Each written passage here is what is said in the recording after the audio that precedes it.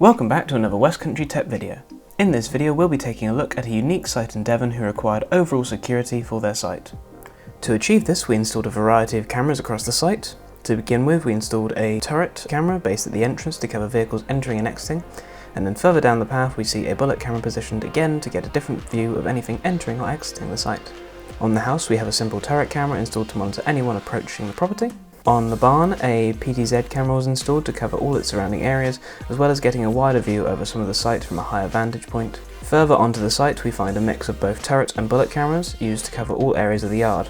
As the site hosts workshops and classes, it is imperative for cameras to cover all of the angles of the area for security and safety. All the signals from the cameras are sent wirelessly back to the recorder using our wireless links.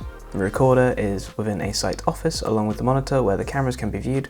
These can alternatively be viewed using the smartphone app from anywhere in the world. And finally, to improve the Wi-Fi around the house, we installed a set of decos to recreate a Wi-Fi mesh around the house, boosting the overall connection.